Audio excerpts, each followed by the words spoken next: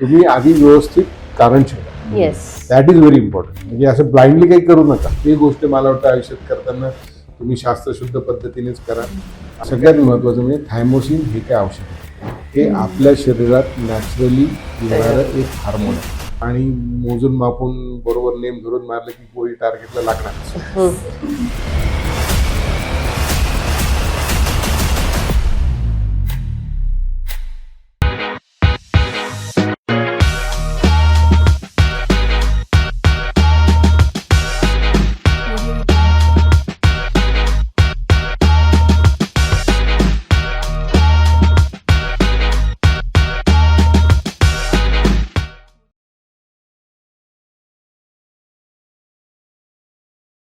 Hello, हाय, नमस्कार. तर आतापर्यंत आपण बघत आलो की रेकरंट इम्प्लांटेशन फेलियर नेमकं काय असतं, त्याचे कॉजेस काय असतात आणि ते इव्हॅल्युएट करायला आपण काय करू शकतो. त्यात तसंच ART मधला हा एक चॅलेंज आहे की इम्युनॉलॉजी. तर त्याबद्दल आपल्याला डॉक्टर तृप्ती मॅम प्लीज थोडं इलॅबोरेट करा. आता बऱ्याचदा आपल्याकडे असे पेशंट येतात की ज्यांचे 1-2 IVF सायकल्स फेल झालेले असतात. सगळं चांगलं असतं, एम्ब्रिओ पण चांगला असतो, अगदी ब्लास्ट कल्चर करून AA असं एकदम बेस्ट ब्लास्टोसिस्ट त्यांनी ट्रान्सफर केलेलं असतं. एंडोमेट्रियम छान आहे, थिकनेस चांगला आहे, एंडोमेट्रियल फ्लो पण चांगला आहे, तरी पण प्रेग्नन्सी नाही झालेली आहे, IVF फेलियर झालेलं आहे. तर या केसेसमध्ये इम्युनॉलॉजिकल फॅक्टर्स एक मोठं कारण असू शकतं आणि काही इन्व्हेस्टिगेशन्स करून आणि इम्युनॉलॉजिकल मॉड्युलेशन करून आपण प्रेग्नन्सी राहण्याचा चान्स नक्कीच वाढवू शकतो. तर आपण काय टेस्ट करतो त्याच्याबद्दल थोडं चेतना मॅम आम्हाला प्लीज सांगा. आपण ऍक्च्युली 2 प्रकारच्या टेस्ट करतो. इम्युनॉलॉजीमध्ये एक TH1 TH2 रेशो आणि नॅचरल किलर सेल. तर नॅचरल किलर सेल हे नाव ऐकून घाबरायची काहीच गरज नाही. Actually it is a protective phenomenon of our body. जेव्हा बॉडीमध्ये एखादं इन्फेक्शन किंवा एनी व्हायरस एनिथिंग कम्स तर ते प्रोटेक्टिव्ह फिनॉमिनन असतो. आणि जेव्हा प्रेग्नन्सी राहते हे सगळं जे इक्वेशन आहे ते चेंज होतं. That natural killer cell act as uterine natural killer cell, म्हणजे ते तिथे प्रोटेक्शन द्यायला जातं. आणि तिथे म्हणजे त्याचा आपण जर तिथे प्रोटेक्शन व्यवस्थित झालं तर ते बेबी पुढे व्यवस्थित राहतात आणि 9 महिन्यापर्यंत त्याची ग्रोथ व्यवस्थित होते. जरा किलर शब्द असं जरा मग ते पेशंट पेशंट गुगल करतात आणि विचारायला येतात हे काय आता. म्हणजे इट इज देअर टू आपली पांढरीच पेशी आपली प्रतिकार. हो, म्हणजे ह्या ज्या टेस्ट आहेत त्याच्यातनं आपल्याला व्हाईट सेल विषयीच आपल्याला जास्त माहिती मिळते, ज्या प्रोटेक्टिव्ह आहेत. आणि मग त्यांचा रेशो बघून आपण पुढील काही म्हणजे पुढच्या काही ट्रीटमेंट देऊन आणि त्यांचं इम्युनिटी आपण इम्प्रूव्ह करू शकतो. काही इन्फ्लॅमेटरी कंडिशन्स पण असतात त्याच्यामध्ये, मग आपण इन्फ्लॅमेटरी मार्कर्स चेक करतो. जसं कोविडमध्ये पण आता बऱ्याचशा आपण ज्या टेस्ट वगैरे केलेल्या आहेत त्याप्रमाणे आपल्याला सिव्हिरिटी कळते की केमिकल मार्कर शरीरात काही वाढलेले असतील तर त्याची आपण ट्रीटमेंट करून पण आपला प्रेग्नन्सीचा चान्स आपण वाढवू शकतो. आणि कोविडचं उदाहरण आहे म्हणून कोविडमध्ये आपण कोविडमध्ये आपण बघितलं की एकाच घरातला एक माणूस हा आयसीयूत जातो आणि दुसरा माणूस मात्र आयसीयूत जात नाही. म्हणजे एकाच अँटीजनला वेगवेगळी बॉडी वेगवेगळ्या प्रकारे रिॲक्ट करते. आणि हे का होतं, कारण इम्युनॉलॉजी वेगवेगळ्या प्रकारची आहे प्रत्येकासाठी. आणि ही इम्युनॉलॉजी काम करते व्हाईट ब्लड सेल्स मधून आणि सायटोकाइन्स मधून. सायटोकाइन स्टॉर्म आपण म्हटलं सेम प्रकारे इम्युनॉलॉजी प्रेग्नन्सी मध्ये पण काम करते. काय सर चांगलं सांगू शकतील. म्हणजे हे खरंच काय म्हणतात विचार करण्यासारखी गोष्ट आहे की एक जण ICU मध्ये एक जण घरी, असं का. तर आता सेम सरांनी सांगितलं असं कोविड अँटीजन हा एकच पण 2 जणांचे वेगवेगळे रिएक्शन आहेत. आणि जे आजारी पडले, ताप आला, ICUत गेले, हे कशामुळे, तर मग आपण जास्त त्या कोविडच्या अगेन्स्ट जास्त अँटी केमिकल्स सिक्रेट केले. ते केमिकल्सच आपल्याला टेम्परेचर वाढवतात, बॉडी एक देतात, लंग्स डॅमेज करतात. मग एक माणूस जास्त केमिकल सिक्रेट करतो, त्याला त्रास झाला. दुसरा माणूस कमी केला, त्याला कमी त्रास झाला. बरोबर. मग त्याच्यावर आपली लक्षणं राहतात. आणि आता कोविड मध्ये जे सायटोकाइन स्ट्रॉंग हा शब्द जवळजवळ पेपरमध्ये माहिती झाला होता. तोपर्यंत सायटोकाइन म्हणजे तू जे म्हणाली किंवा शीतल मॅडम जे म्हणाले की इन्फ्लमेशन मराठीत आपण वात म्हणतो.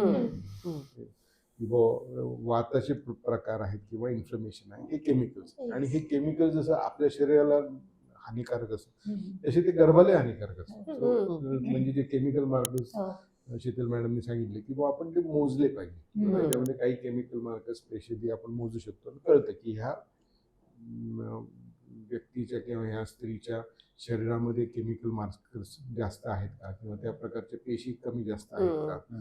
आणि मग ते जर जास्त असेल तर ऑब्व्हियसली तिथे गर्भ वाढणार नाही. तो वाढला तर तो अर्धवट थांबेल, त्याला आपण ॲबॉर्शन ते. आता इम्युनॉलॉजी ऑफ प्रेग्नन्सीवर आपण इथपर्यंत सगळं कन्सेप्ट कळली की बाबा प्रत्येकाकडे 2 प्रकारच्या प्रतिकारशक्ती असतात, अँटीबॉडी तयार Antibody. करणारं आणि केमिकल तयार करणारं. Yes. बरोबर.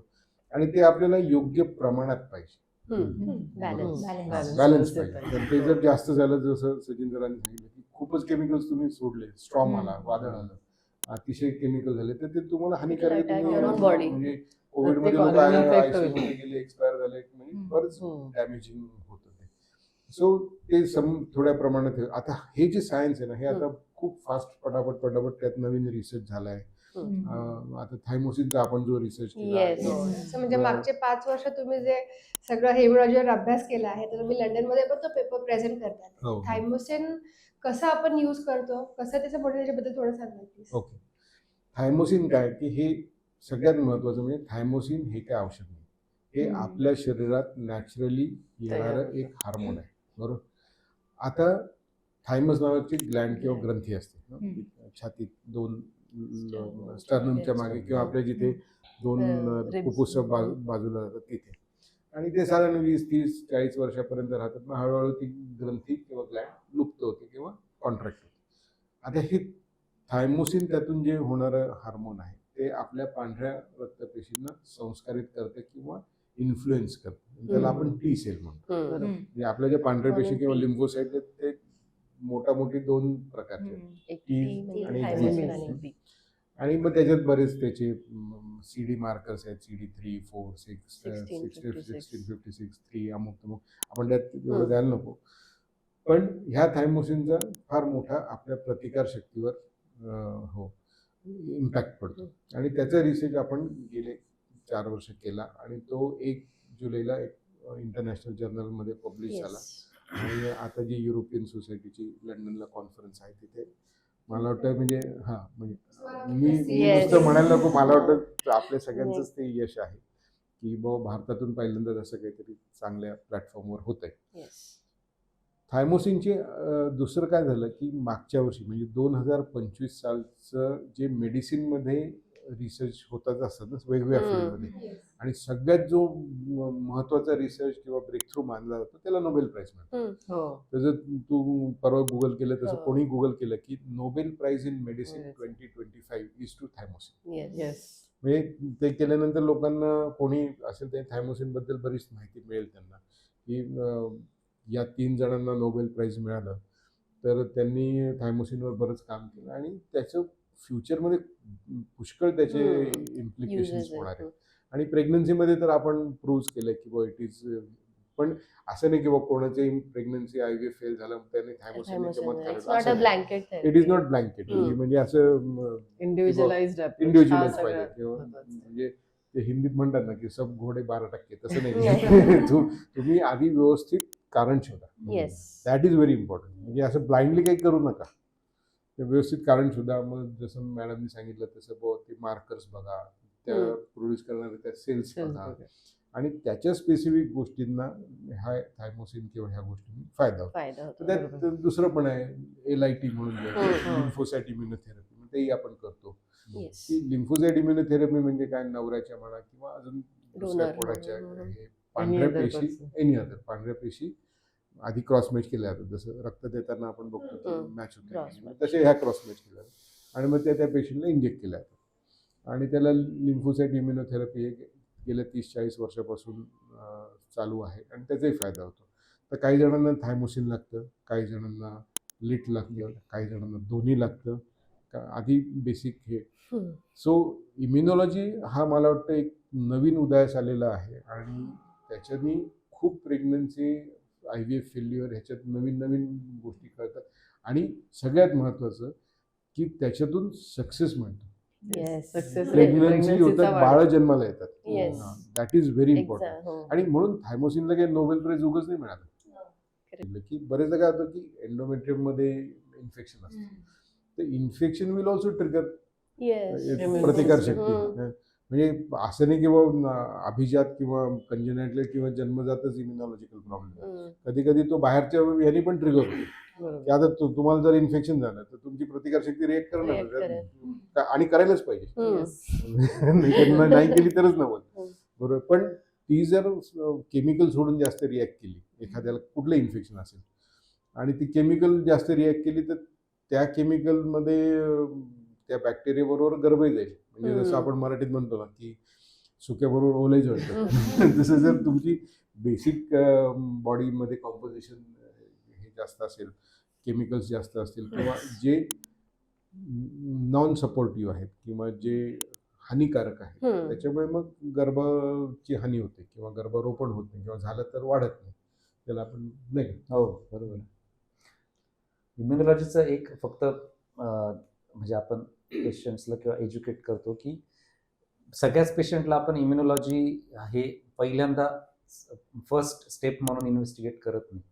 So it is always Wien all other Step wise. Obvious things जेव्हा हम्म. आपल्या हे होतात की नाही आता म्हणजेच अनएक्सप्लेन Exactly. किंवा रिकरंट इम्प्लांटेशन फेल्युअर हे जे होतं त्याच्यात, कारण इम्युनॉलॉजी इज स्टील डेव्हलपिंग. बरोबर. त्याच्यामुळे आणि त्याच्या व्हेरी कॉम्प्लेक्स. कॉम्प्लेक्स आहे. त्याच्यामुळे त्याच्या अशा टेस्ट अशा येस कसं की ताप आलाय टेस्ट केली मलेरिया, हा.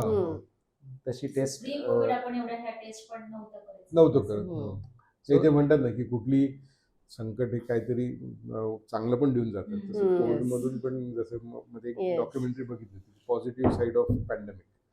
त्यातून बऱ्याच गोष्टी बाहेर पडल्या. थोडक्यात इम्युनॉलॉजीमध्ये जसे जसे आपल्याला नवीन गोष्टी कळतील, आय थिंक आयव्हीएफचा सक्सेस रेट वाढायला हो, त्याचं नक्कीच, नक्कीच मदत नक्कीच. होईल पुढे. नक्कीच होईल. म्हणजे आपणच बघतो ना की आता हो, गेल्या म्हणजे 3-4 आधीपेक्षा वर्षापूर्वीपेक्षा आणि म्हणजे येस. आता जे Success rate improve रिकरंट होतोय.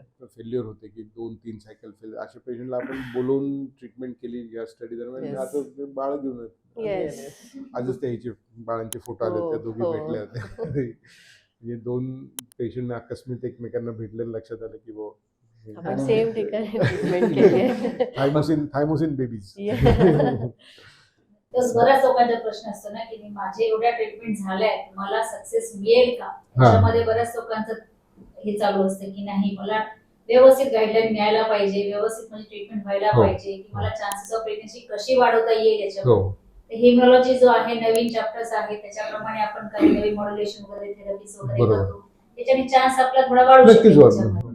काय शेवटी काय हे शास्त्र आहे. येस. हो. बरोबर. आणि आपण काय असं अंधारात गोळ्या नाही मारत.